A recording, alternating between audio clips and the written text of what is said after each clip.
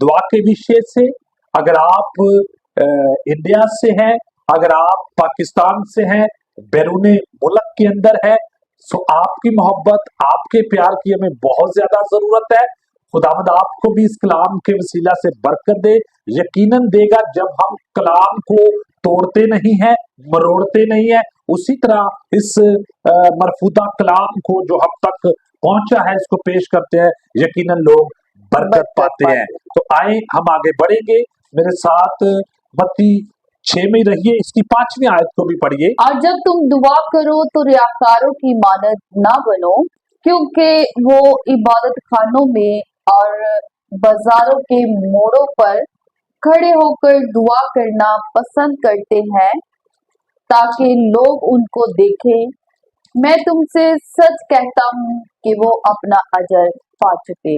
आमीन आमीन।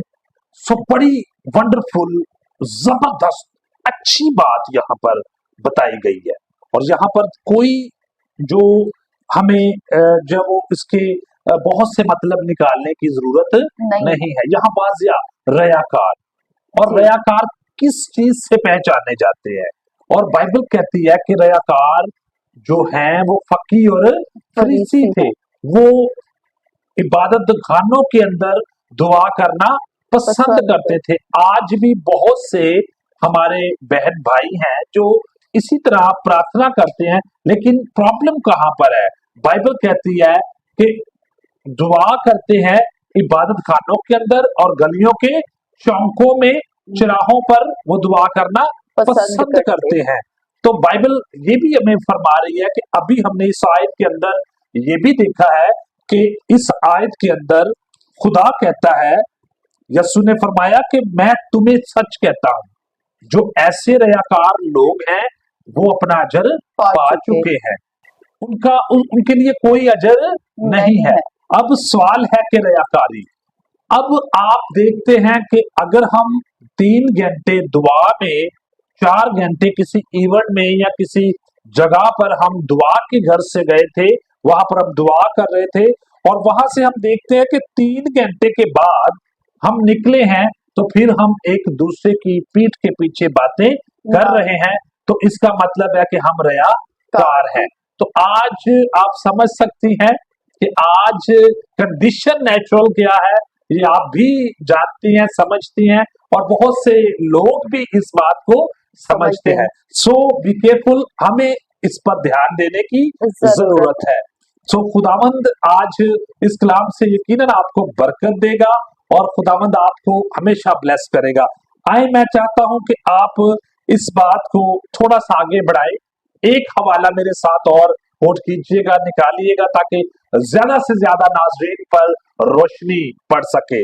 मेरे साथ लूका की अंजील को निकालिए, लूका और उसका 11वां बाब और उसकी 11 आयत को हम पढ़ेंगे, बड़े ध्यान से सुनिए। तुम में से ऐसा कौन सा बाप है कि जब उसका बेटा रोटी मांगे तो उसे पत्थर दे, या मछली मांगे तो उसके बदले उसे सांप दे? आमीन आमीन। तो राखल, कितनी यहाँ पर एक जबरदस्त बात हमें फिर से मिली है। यीशु ने जो टीचिंग अपने शागिर्दों को दी, इसमें कोई उनके साथ घुमा फिरा कर बात नहीं की, बल्कि स्ट्रेट फॉरवर्ड उनसे बातें की गई। और यहाँ पर देखें कि तुम में से ऐसा कौन सा बाप है, ये बड़ी फिक्र करने की बात है। यानी कि वो बता रहा है कि तुम्हारा कौन सा ऐसा, तुम में से कोई ऐसा है जो बाप भी है और अपने बेटे के मांगने पर उसे कुछ ऐसी चीज दे जो चीज उसके लिए बेहतर नहीं है। और बाइबल मुकद्दस हमें क्या फरमाती है?